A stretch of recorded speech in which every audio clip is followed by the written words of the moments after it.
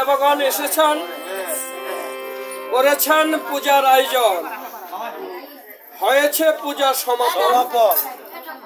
লক্ষণ করিয়েছেন, অনুমান করিয়েছেন সকলকে ভোজন কার্য সমাপন। এবার লক্ষণ ঠাকুর বরণ দান করবেন মুনি ব্রাহ্মণদের। ঠাকুর লক্ষণ বরণ হস্তে নিয়ে সকল মুনি ব্রাহ্মণদের সম্মুখে দাঁড়িয়ে করজোড়ে মিনতি করে বলেছে, ওগো মুনি ঠাকুরগণ, আমি শুনেছি তুলসী পত্র যেমন ছোট বড় ভেদাভেদ নেই, তেমনি ব্রাহ্মণদের মধ্যে ছোট বড় ভেদাভেদ নেই। তবু বলছি এই যজ্ঞ মণ্ডপে দাঁড়িয়ে আমি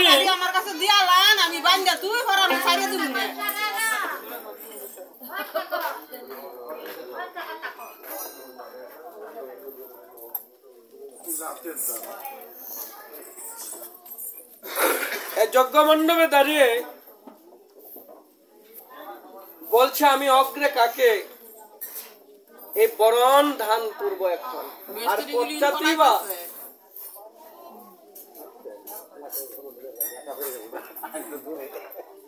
মিস্ত্রি গুলিন ফলাইতাছে রাস্তা গেলে যদি 2-4 জন দিতে বাড়ি দিত। এই যে দাদা আরেক দাদা, এই দাদা কি গো হে বলে দাদা বলে কি হইছে না? হ্যাঁ এত ঠ্যাং ভাঙা বলে বুঝে গেছে আছে গা উজিয়া আর আজ একটু বসে বলেন যে বসতে ঘন্টা আনে না, আরো কম সময় শেষ হয়ে হে গলা তো হইছে। আবার ঠাকুর লক্ষণ বরণ হস্তে নিয়ে বলেছে, আমি অগ্নি কোন মুনি ব্রাহ্মণকে এই বরণ দান করব, আর শেষেই বা কাকে দান করব।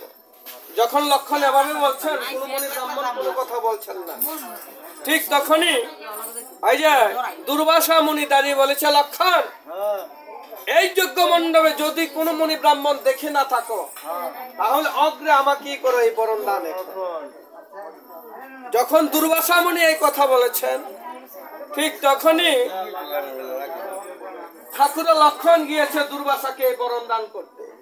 যখন দুর্বাসাকে বরণ দান করতে গিয়েছেন, অমনি সকল মুনি ঠাকুরগণ একই সুরে বলেছে, হে লক্ষণ, লক্ষণ যদি বরণ দান করতে হয় তাহলে 7,000 লক্ষণ হয়ে আমাদের করবে এই বরণ দান এখন, আর নইলে সাপা নলে আজ তোমাকে বশীভূত করিব। এখন এখনো ব্রহ্ম সংকটে পতিত হয়ে ঠাকুর লক্ষণ আকুল কণ্ঠে দীনবন্ধু হরিকে ডাকতে আরম্ভ করছেন, তুমি কোথায় রয়েছ,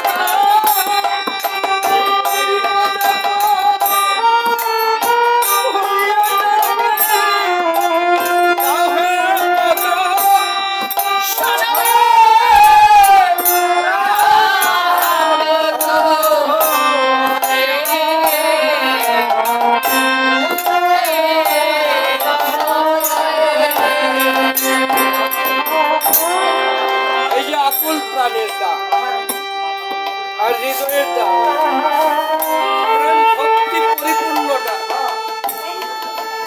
যে ডাকছেন অমনি দৈববাণীতে শব্দ হয়েছে, ভেব না লক্ষণ, তুমি তোমার গুরু মহামণি বিশ্বামিত্রের ওই বীজ মন্ত্র জপ করো। ওই মন্ত্রটি এক বীজে পঞ্চমূর্তি দেখাই যে জপ, গুরুকে শ্রী গুরু বলে এক বীজে পঞ্চমূর্তি,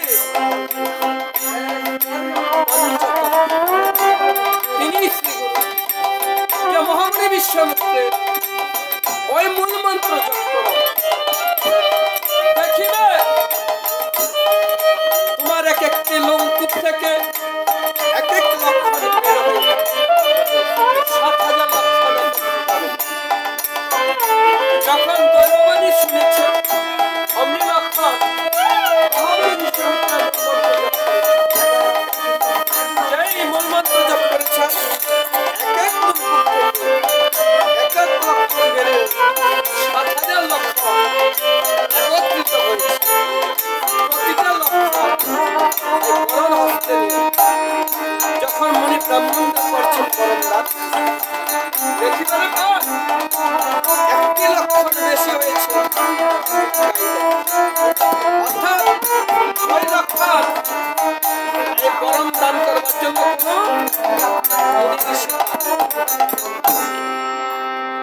এবার ওই বেশি লক্ষণ কেঁদে কেঁদে বলেছে যে মুনি ঠাকুরগণ, আমি এমন কি অপরাধ করেছি যে আমি কোন মুনি ব্রাহ্মণ পাইনি যে বরণ দান করবার। যখন এ কথা বলেছেন শুনে মুনি ঠাকুর বলেছি কি যে মুনি ঠাকুরগণ, আমি তো কোনো এই বরণ দান করতে কোন মুনি ঠাকুর পাইনি না, আমার এমন কি অপরাধ হয়েছে। মুনি ঠাকুরগণ বলেছেন লক্ষণ, মনে হচ্ছে তোমাদের মধ্যে একটি লক্ষণ বেশি হয়েছে। আর বেশি লক্ষণ বলছে না না, আমার মনে হচ্ছে কি জানো, কি মনে হইতেছে, তোমাদের মধ্যে একজন মুনি ঠাকুর কম হয়েছে, হয়তো বা কম হয়েছে। মুনি ঠাকুরগণ নিজেদের গণনা করে দেখিবারে পায় এখনো যে মহামুনি বাল্মীকি অ্যাবসেন্ট রয়েছে তাই দেখা যায়। ব্যাপারটা কিসের অ্যাবসেন্ট? কর্তা গুসাই কইছিলাম মাত্র ইংলিশের বস্তাটা খুলছি, কই কম গুসাই কর মতো প্লেস নাই। অর্থাৎ একজন মুনি ব্রাহ্মণ বাল্মীকি মুনি ঠাকুর এখনো আসেন নাই। এবার রামচন্দ্র বাল্মীকি মুনি ঠাকুরকে আনয়ন করবার জন্য পাঠিয়ে দিয়েছে সুখসারণকে। তখন সুখসারণ রাম গুণাগুণ কীর্তন করতে করতে করেছেন গমন, গোদাবরী নদীর তীরে এসে দিচ্ছেন দর্শন, দেখিবারে পায় ওই যে বাচ্চা খাইতেছে তাই দেখা যায়। মুনি ঠাকুর ধ্যানস্থ রয়েছেন তাই দেখা। ও আচ্ছা, এদিকে তো বাদ দেখলাম, এটা পেলাম। যখন মুনি ঠাকুর ধ্যানস্থ রয়েছেন এই অবস্থায় দেখতে পেয়ে এবার সুমন্ত্র করেছে। কেমন মুনি ঠাকুরের সম্মুখে দাঁড়িয়ে রাম নামের মহামন্ত্র জপ করেছিল।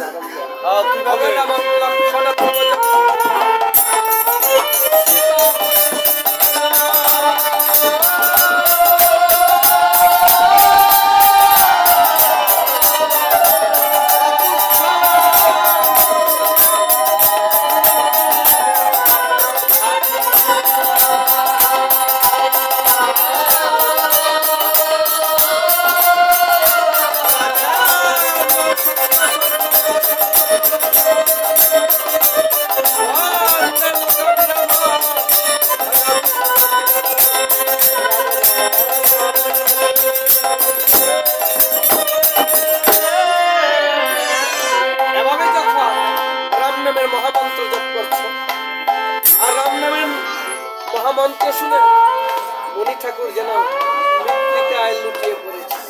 আর লুটিয়ে পড়ে বলতে আরম্ভ করেছেন, আমায় শোনালে কি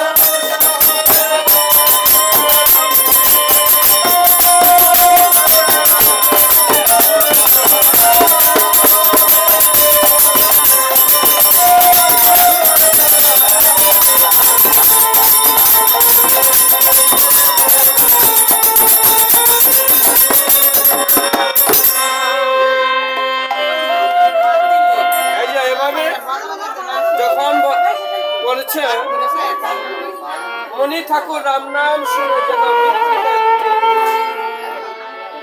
সুমন্ত বলেছে, মণি ঠাকুর তুমি রাম নাম শ্রবণ করে এমন বেকুল কেন হয়েছ? রাম নাম শুনে তুমি কেন এত পাগল হয়ে পড়েছ? কেন তুমি মৃত্তিকায় লুটিয়ে পড়েছ? বলেছে, আরে সুমন্ত, আমি যে কেন বেকুল হয়েছি, আকুল হয়েছি, আমি এমন তো ছিলাম না, ছিলাম রত্নাকর নামে দস্যু। জানিস, এই রাম নামে আজ আমি হয়েছি মহামুনি বাল্মীকি। আমি ছিলাম একজন দস্যুবৃত্তি করাইছিলাম, মানুষ হত্যা, মানুষের দংশন করা, মানুষের সকল সম্পদ লুণ্ঠন করে নিজ পরিবার আমি লালন পালন করতে। পাপ হতে হতে এমনই হয়েছিল, এই ধরনী বসুমতী পাপের ভার বহন করতে পারছে না। নিরুপায় হয়ে ভোলানাথের কাছে বলেছে, ওই যে রত্নাকর দস্যু, হয় তাকে নিধন করো, না হয় মুক্ত করে নিয়ে আসো, আমি তার আর পাপের ভার বহন করতে পারছি না। ভোলানাথ ছুটে চলেছে ব্রহ্মার কাছে। যাও ব্রহ্মা, ওই যে রত্নাকর দস্যু, তাকে মুক্ত করে নিয়ে আসো। বলেছে ব্রহ্মা, কিভাবে, কেমন, কেন? ওই যে রাম নাম, ওই রাম নাম দিয়ে তাকে উদ্ধার করে নিয়ে আসো। আবার ব্রহ্মা বলেছে, ভোলানাথ, তুমি এই রাম নাম পেলে কোথায়? এই রাম নাম কোথায় ছিল? ছিল গোলকে গোপনে, এনেছেন ভগবান ভোলানাথে এই ধরাধামে। কিভাবে? সাধন করে, ভজন করে। সেজন্য তার এক নাম হয়েছে ভোলানাথ। ভজন সাধন করতে করতে সংসারের কথা ভুলে গিয়েছে, হচ্ছে নাম তার ভোলানাথ। শ্মশানে মশানে তাকে ছাই বস্য মাথা, এ হচ্ছে ভোলানাথ। ছিল গোলকে গোপনে, এনেছেন এই ধরাধামে ভজন সাধন করে। যাও ব্রহ্মা, ওই তখনই ব্রহ্মা এই হরির নামে মহামন্ত্র রাম নিয়ে তার পূর্ণ করে দেখি। রাম তো আর বলতে পারে না, এত মহা পবিত্র নাম। প্রথমত মরা বৃক্ষ থেকে মরা মরা জপ করতে করতে যখনই তার এই বলে রাম নামের মহা পবিত্র উচ্চারণ হয়েছে, এই রত্নাকর ধীরে ধীরে ওই রাম নামে পাপ থেকে উদ্ধার হয়ে বাল্মীকি রূপে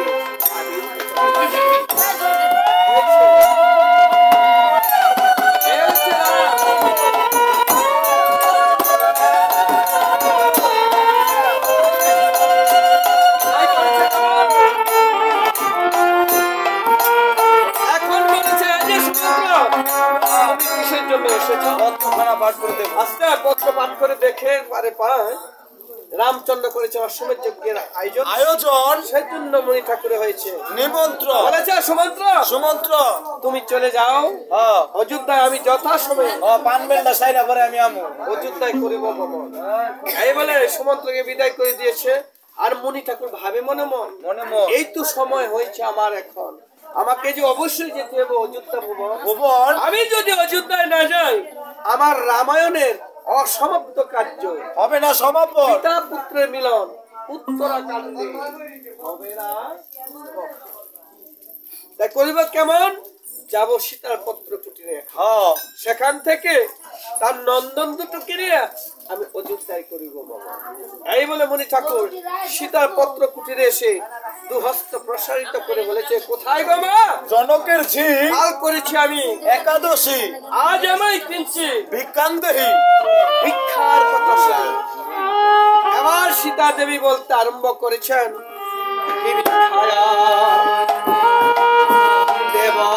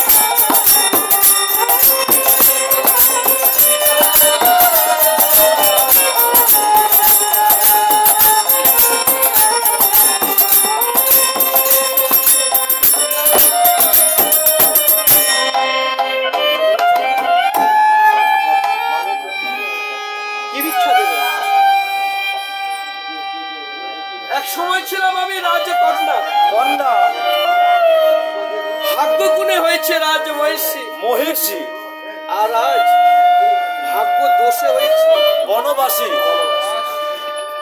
এই বনবাসী থেকে কি আছে আমার?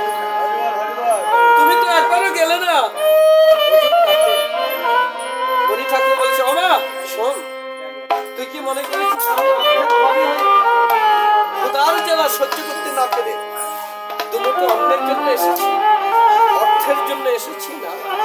আমি এসেছি মাত্র তোর এই ছেলে দুটিকে আজিকার জন্য ভিক্ষা নিতে দেবে, মাত্র ছেলে দুটিকে।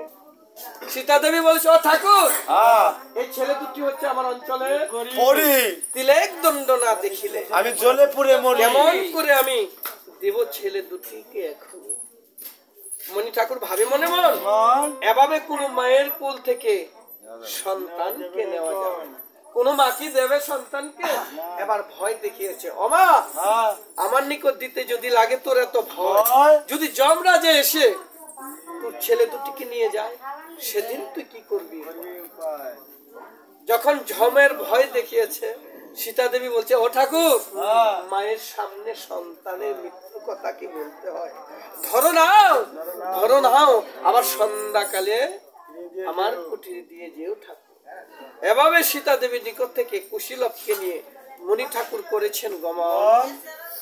মাধবের ঘাটে এসে দিয়েছেন দর্শন। দেখিবারে পায় মাধব নাইয়া উপারে তরি বেদিন আপন দিয়ে করেছে গমন। সেখান থেকে মাধবকে ডেকে পারে এনে মণি ঠাকুর কুশীলবকে নিয়ে ওই নদী পার হয়ে ভরতের নন্দীবাজার গ্রামে এসে দিয়েছে দর্শন। নন্দীবাজার গ্রামে এসে কুশীলবকে বলেছে, এই যে লবকুশ দাদু আমার, তোরা দু ভাই এখানে বসে রাম নাম কীর্তন কর। এখন আমি ক্ষণিকের জন্য অযোধ্যায় যাব আর আসবো। এই বলে মণি ঠাকুর কুশীলবকে ভরতের নন্দীবাজার গ্রামে রেখে করেছেন গমন। রামের সে যজ্ঞ মণ্ডপে এসে বলছে, এই যে রামধন, তুমি এই অশ্বমেধ যজ্ঞ করে যে পূর্ণ ফল অর্জন করবে। আমি আসার পথে দেখে এসেছি ভরতের নন্দীবাজার গ্রামে ছোট্ট দুটো বালক করছে রামায়ণ কীর্তন। যদি তাদের এনে এই যজ্ঞ মণ্ডপে করাতে পারো রাম নাম কীর্তন, আমার মনে হয় তোমার যজ্ঞের চেয়ে বেশি পূর্ণ ফল অর্জন হবে। এবার শুনে রাম, কেননা মণি ঠাকুর বলেছেন, প্রথমত পাঠিয়ে দিয়েছেন সুমন্ত্র, সুমন্ত্র করেছেন গমন। তর্জন গর্জন করে ছেলে দুটি নিকট এসে দিয়েছেন দর্শন। দেখিবারে পায় কুশীলব দুবাই করছে রামায়ণ কীর্তন, তাই দেখা যায়। বসে কীর্তন শ্রবণ করেছে। শ্রবণ শেষে বলেছে, এই যে বালকগণ, তোদের আমার সঙ্গে যেতে হবে অযোধ্যা ভবন, সেখানে রাম সভাতে করতে হবে রামায়ণ কীর্তন। আপনার পরিচয় দেন আগে। আমি হচ্ছি আর রামের শ্রীচরণের দাস। গেলেন এনতে এই দাস দোষের কথা গিয়ে আমরা রামায়ণ গান গাইতাম। আঙ্গুর কোনো ক্রেডিট নাই গো গোসাই। ক্রেডিট আছে না? এই যে দেখেন কলা আছে, রামার কলারে থাকে ক্রেডিট না? ওই যে গোসাই, আজকে তো আমি শার্ট পিন্দাইছি না, গেঞ্জি। ঠিক আছে, ও তাই নাকি? হ্যাঁ। আবার চাই যে শোনো, কি আমার নাম হয়েছে নফর, মানে চাকর। দিনে রাইতে হইছে অষ্টপর, আপনি এক পর বেশি হয়েছেন কইতে জানি 9 পর। আরে বেটা ওই প্রহর নয়, তাহলে নফর মানে চাকর। আমার নামই হচ্ছে নফর। জান আমরা চাকর চুকরের কথাই গান গাই না। যখন এ কথা বলেছে অতীব লজ্জিত হয়ে সুমন্ত্র কিঞ্চিত দূরে দাঁড়িয়ে রয়েছে। এবার বিলম্ব দেখে রাম করেছে কেমন, ভক্তপুত্র হনুমানকে পাঠিয়ে দিয়েছে, যাও বাবা হনুমান, যাও। হনুমান তো তর্জন গর্জন করে এসেছে, এই যে প্রভু, যদি পূর্বেই আমাকে পাঠাতে, এতক্ষণে ছেলে দুটি একদম জোরপূর্বক যদি না হইতো তাহলে জোরপূর্বক লয়ে যেতাম। এটা কি পাঠাইছো? এবার হনুমান এসে দৃষ্টি দিয়ে দেখিবারে পায়, আরে এই ছেলে দুটি হচ্ছে ওই যে আগের দিন যুদ্ধ হয়েছিল, যে পিতা পুত্রের যুদ্ধ। ওই যুদ্ধে কুশীলব হনুমানকে লেজে ধরে ঘুরাতে ঘুরাতে উদ্যাকাশে মেরেছিল ঢিল। আর ঘুরতে ঘুরতে সেদিন হনুমান এখন স্টার্ট করে দিছিল গোসাই একটা কিসের স্টার গোসাই সেলো মেশিন চাচ্ছিল আরে কিসের সেলো মেশে গোসাই বাংলায় কইতাম মাইন্ড করেন না বাদ হ্যাঁ। হোয়াটসঅ্যাপ করে দিছিল এই যে দেন না আমার ছোট ভাইয়ের মাথার চুলগুলা ভিজা সাথে হনুমান ভয়ে কম্পিত হয়ে গিয়েছিল দৃষ্টিতে দেখিবারে পায় ওই ছেলে দুটি মনে হচ্ছে ওই ছেলে হ্যাঁ তাই করেছে কেমন ভয়ে এক লম্ফ দিয়ে হ্যাঁ। তাল বৃক্ষে উঠে পাপা খাইতে লাগিল আচ্ছা তাল বৃক্ষে কি পাপ্পা হয় গো গোসাই হয় না গো গোসাই এই যে দেখছেন গোসাই আমি তাল বিক্রে পাপ্পা ওর কথা কইছি না তো তাইলে তাল গাছের মেসে যদি একটা পাপ্পা গাছ লাগাই দিউন যায় তাহলে তাল গাছ বইয়ে কি পাপ্পা খাওয়ান যেত না গোসাই বেশ গেল হনুমান সুমন্ত্র আবার প্রাণের ভাই লক্ষণকে পাঠিয়ে দিয়েছে লক্ষণ যজ্ঞের অশ্ব নিয়ে লাফিয়ে লাফিয়ে করেছে গমন গমন এসে দেখিবারে পায় পায়। এই যে ছেলে দুটি করছে রামায়ণ কীর্তন তাই দেখা যায় কীর্তন শ্রবণ করছে শ্রবণ শেষে বলে হচ্ছে এই যে বালকগণ গন তোদের আমার সঙ্গে যেতে অযোধ্যা ভুবন হ্যাঁ যাইলাম গেলে সেখানে রাম সভাতে করতে হবে রামায়ণ কীর্তন আগে আপনার পরিচয় দেন এই যে আমি হয়েছি রামের ভাই লক্ষণ আপনার লক্ষণ আর আমরা ব্যক্তি কেন কুলক্ষণ যারা বই রয়েছি আরে না রে বালক আমার নাম হচ্ছে লক্ষণ অর্থাৎ আমি রামের কনিষ্ঠ ভ্রাতা ঠাকুরের লক্ষণ তাহলে আপনার পিতা নাই আরে দুষ্ট বালকগণ পিতা থাকবে না কেন তাহলে অগ্রে যদি কাউকে পরিচয় জিজ্ঞেস করা হয় অগ্রে দেয় পিতৃ পরিচয় আপনি দিলেন ভাইয়ের পরিচয় তাহলে আপনার পিতা নাই নিশ্চয়ই আপনার পিতা বিয়ে করছেন আপনার মামার বাড়ি কই, আপনার দাদার বাড়ি কই তা সব মিল্লা কোন এ বালকগণ এ শোন আমার পিতার নাম হয়েছে রাজা দশরথ হ্যাঁ শিক্ষা শিরা ভট্টরথ তার নাম কি দশরথ খেসারতের ভাই 11 আমার পিতার নাম হচ্ছে রাজা দশরথ বাড়ি অযোধ্যা ভুবন ও আমি তারই পুত্র ঠাকুর লক্ষণ জ্যেষ্ঠ ভ্রাতা আমার শ্রীরামচন্দ্র তাই প্রভু রাম আমাকে পাঠিয়েছে তোদেরকে ওই যজ্ঞ মণ্ডপে নিতে তখন বলেছে এই শোনো মহাশয় হ্যাঁ তুমি তো বলছো তোমার পিতার নাম নাকি দশরথ দশরথ এই শোনো আমরা তো জানি অযোধ্যাতে আছে 4টি দশরথ তুমি বলো কোন দশরথ তোমার পিতা হ্যাঁ বাইঙ্গা কও নালে বুঝবো লক্ষণ বলছে, আরে বালকগণ, কিসের 4টি দশরথ? হয় না না এই শোনো আমরা বলছি পরে শ্রবণ করে বলবে কোন দশরথ তোমার পিতা। তোমার পিতা এইবারে খুশি না তোমার দশরথ বলো কোন দশরথ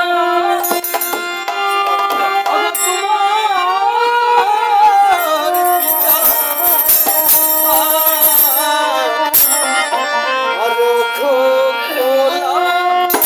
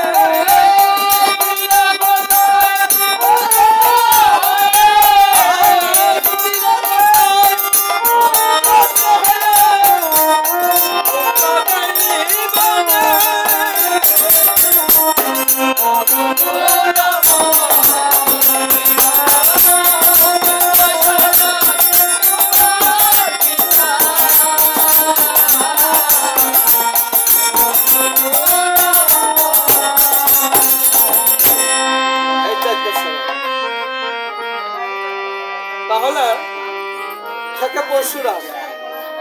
রাজা দশরথ পূর্ব জন্মে ছিল পরশুরাম অবতারের বাড়িতে চাকরের কাজ করতেন। ধনুকের বোঝা বইতে বইতে মাথার চুল উঠে গিয়েছিল।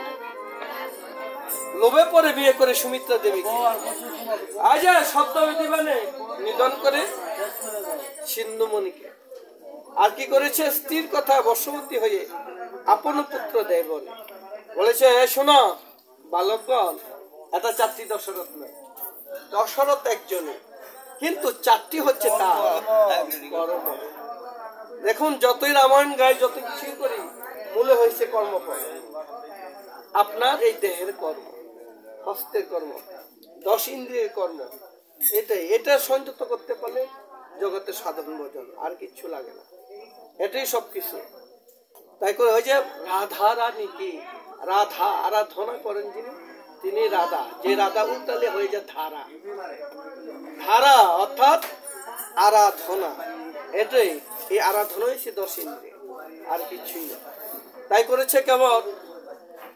বলেছে, শোনা মহাশয়, যে রাজ্যের রাজা নিজের স্ত্রীর কথায় আপন পুত্রকে দেয় বলে, ওই রাজা রাজ্যে যে আমরা করবো না রামায়ণ কীর্তন। অতীব লজ্জিত হয়ে লক্ষণ যজ্ঞের অশ্বনী করেছেন গমন। অযোধ্যা দাদার নিকটে এসে দিয়েছে, বলছে, দাদা আরে কিসের রামায়ণ, কিসের কীর্তনীয়? মাতা পিতার আপন গোপন কথা কইতে কি আর কীর্তনীয় গোসাই লনের চেয়ে বলা বাইত গিয়ে জোসনার গীত দিয়া লাই গোসাই এলো মানুষ জায়গা লই লইনি। এই প্যান্ডেল মেন্ডেল যা আছে তো সব বাইঙ্গা সিরা বেড়ে লইলে, আর এমনি খোলা হয়ে রয়েছে দেখা জোসনার গীত দিলে খবর হয়ে গেল।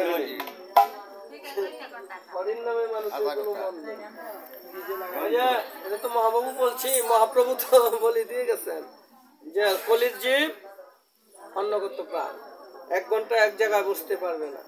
সেই জন্য এই যে হরিনাম দিয়ে গেছে, দিলে হবে কি? যে ধন চুরি করে এনেছেন মহাপ্রভু, কোথা থেকে?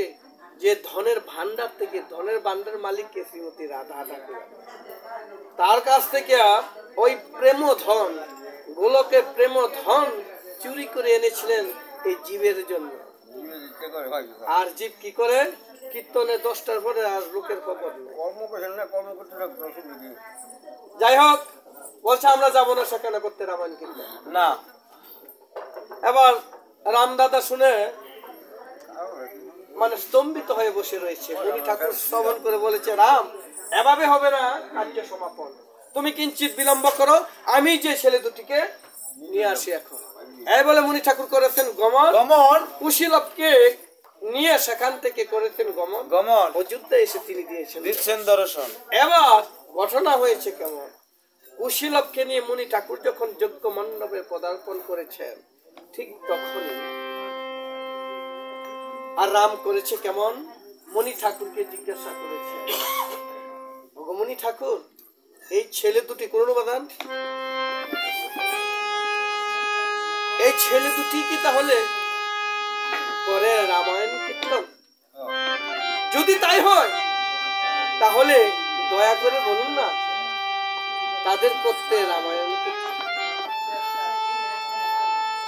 মুনি ঠাকুর বলেছে, রামধন, এসেছি তোমার যজ্ঞ সভা করতে, জিজ্ঞাসা করলে তুমি করতে পারো, আমি তো কেন করবো ছেলে দুটিকে করতে রামায়ণ কীর্তন? তুমি একবার জিজ্ঞাসা করে দেখো তারা বদন পালে কি বলে। এবার রাম বলেছে, ওরে বালকগণ,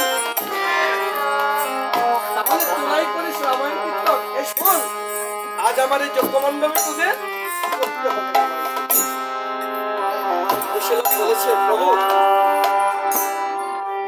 তুমি শোনো যেমন, আমাদের মুখে রাম নাম শ্রবণ করতে হলে কিছু শর্ত পালন করতে হবে।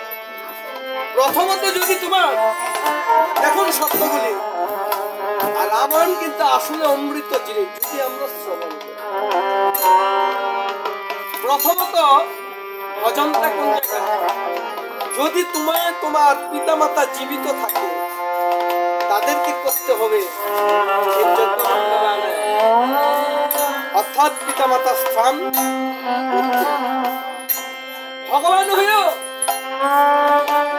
পিতা মাতাকে কিন্তু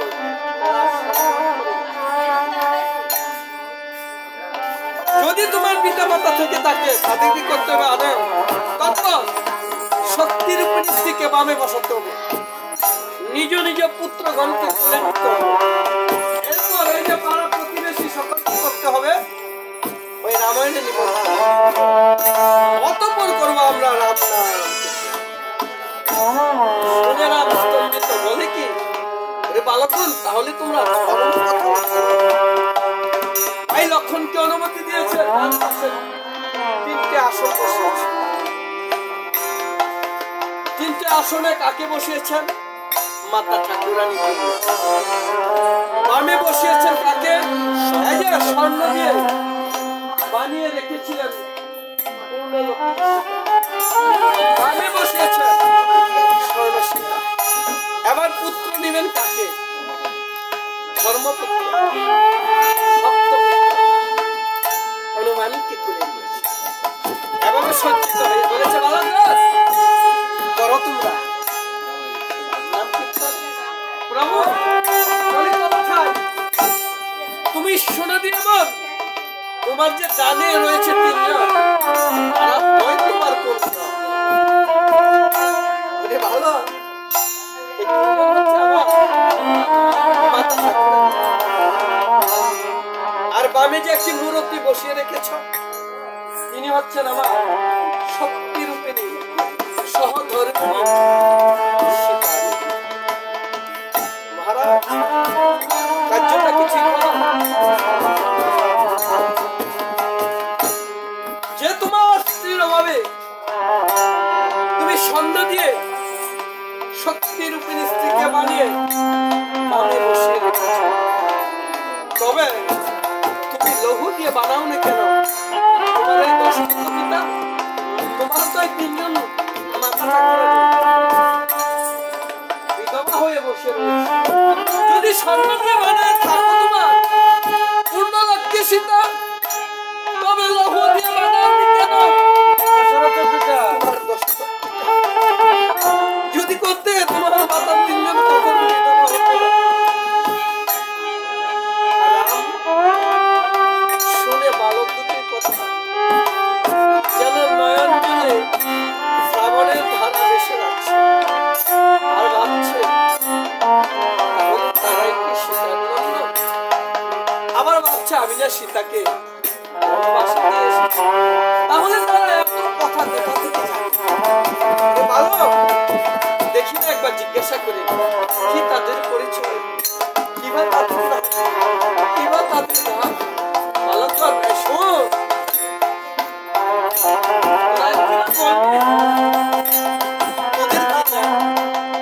তোদের পিতারই বাকি বল না শুনি, তোদের আজ আমার পরিচয় জানতে ইচ্ছা করছে।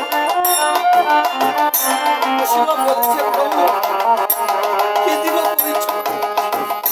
বনবাসে থাকিব না, ওই মনেরই খাইব,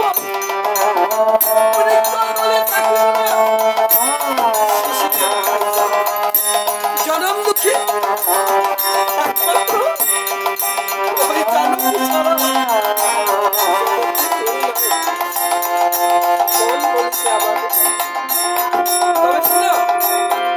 পরিচয় যখন জানতে চেয়েছে বলছি শ্রবণ এই বলে বলছে, অঙ্গ নাই কবরাতা নাই কবকে নাই গয়া পানা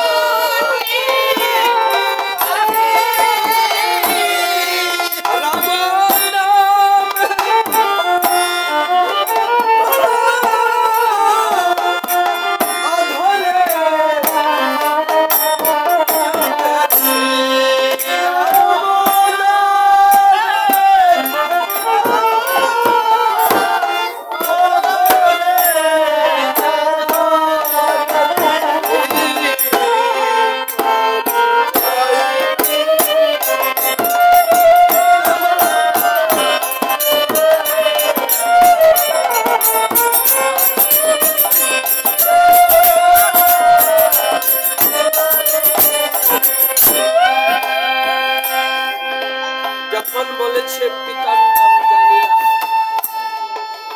মায়ের নাম জানি কি?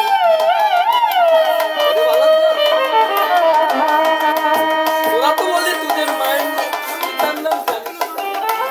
বেশ ভালো। তবে তোরা তো তোদের মায়ের নাম জানিস, একবার বল তোদের মায়ের নাম কি? কুশলা বলেছে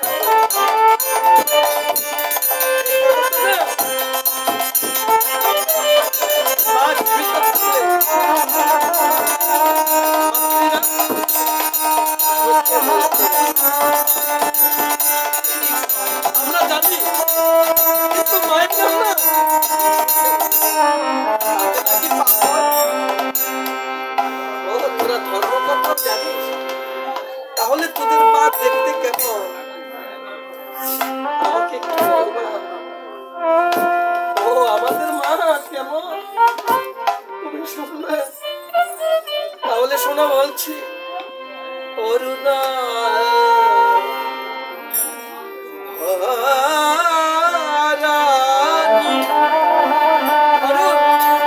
সকালে সূর্য যে রং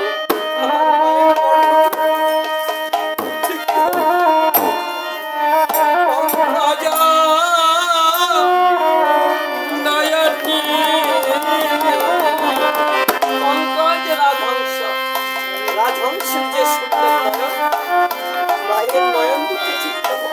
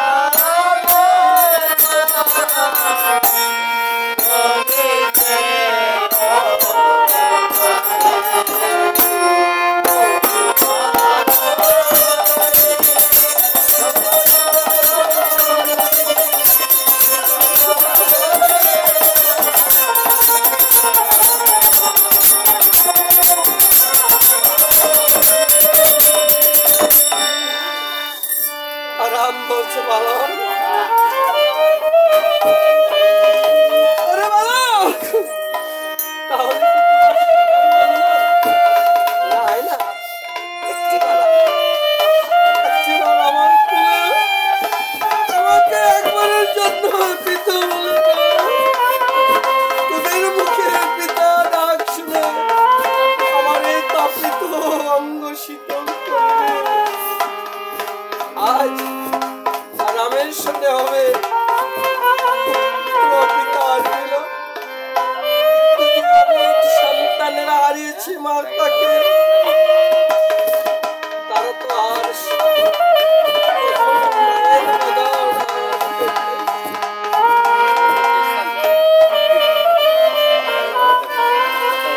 তেমনি করে এই জগতে যারাই পিতা মাতাকে হারিয়েছে তাদের মধ্যে এমন হতভাগা আর কেউ নেই। যাদের পিতা মাতা জীবিত আছে তাদের মধ্যে এত হারিয়েছে পিতাকে, হারিয়েছে মাতাকে, এই জগতে হয়েছে কিন্তু এই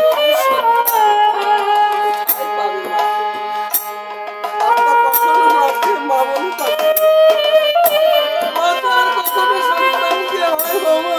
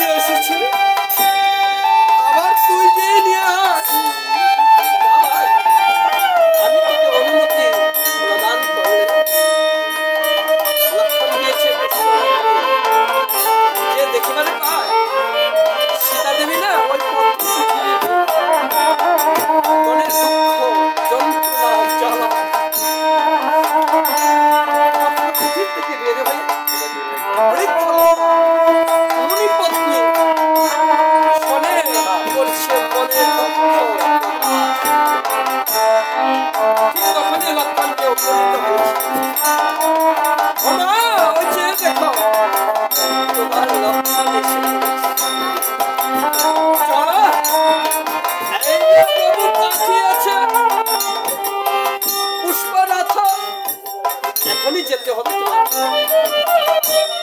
সীতা দেবী বেকুল হয়ে বলেছে, আমি যাবো, ওই দেখ আমার যাওয়ার কথা শুনে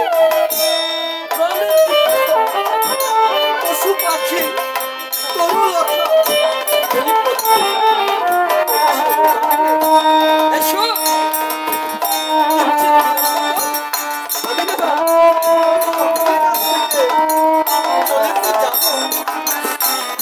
এই জগৎ থেকে, তাই না? তথ্যটা সীতা দেবী দিয়ে গিয়েছে, এই জগৎ থেকে তো আমরা চলে যাব, আর কোনদিন হয়তো বা দেখা হতে পারবে না।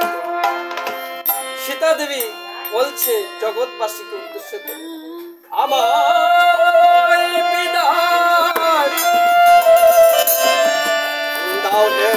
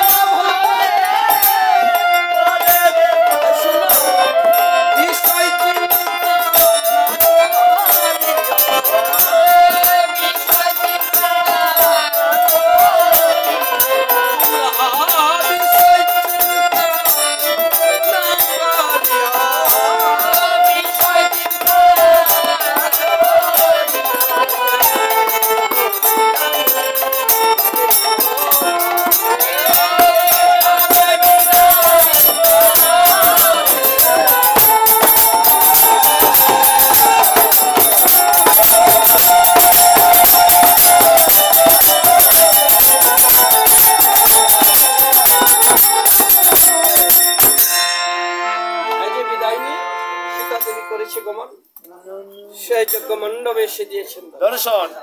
যজ্ঞমণ্ডপে যখনই পুষ্পরথ পদার্পণ করেছে, ঠিক তখনই মাকে দেখতে পেয়ে দূর থেকে কুশীলব ছুটে এসে পুষ্পরথে মায়ের কোলে উঠেছে। আর বদন খানি, ওই মলিন বদন খানি বস্ত্র দিয়ে মায়ের বদন খানি দুটো ভাই ধরছে আর বলছে, ও মা তোমার বদন খানি এমন মলিন হচ্ছে কেন মা? ও মা শুনো, এই চেয়ে দেখো, আমরা মনে হচ্ছে অনেক দিন যাবৎ খাইনি, অত্যন্ত খিদে পেয়েছি মা, আমাদের কিছু খেতে দেবে? সীতা দেবী ভাবে মনে মন, কোথা থেকে দেবে এই ছেলে দুটিকে করিতে ভোজন? কত কাল হয়েছে বনবাসে করেছিলে কমল, মনে পড়েছে বনবাসে যাবার কালে ওই যে অন্তপুরে চরু বসিয়ে দিয়েছিলেন। সীতা দেবী সেই চরুর কথা মনে পড়েছে, তাই ছুটে চলেছে কুশীলবকে নিয়ে ওই অন্তপুরে। যে দেখিবারে পায় যেন চরুতে নতুন ভাবে উথল দিচ্ছে, তাই দেখা যায়। সীতা দেবী কুশীলবকে আগমনে তুলে নিয়ে সেই চরু ভোজন করিয়াছেন।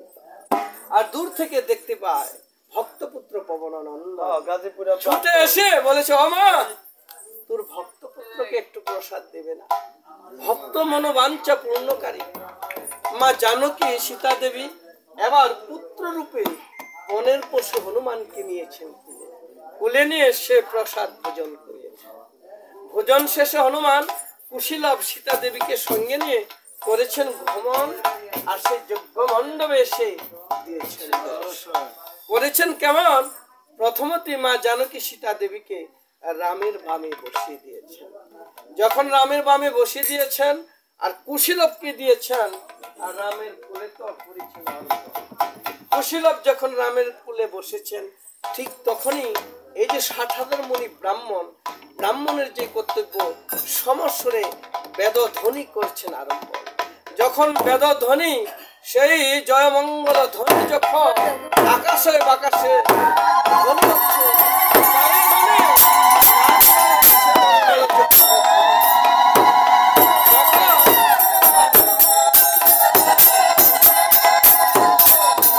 ওই মঙ্গল জুকার ধ্বনি যখন হচ্ছে, ঠিক তখনই এই যে অশ্বমেধ যজ্ঞ, অশ্বমেধ যজ্ঞের যে অশ্ব, সেই অশ্বের মুন্ড ছেদন করে আর রাম তার অসমাপ্ত কার্য, অর্থাৎ অসমাপ্ত যে অশ্বমেধ যজ্ঞ ছিল, সে কার্যটি সমাপন করেছেন।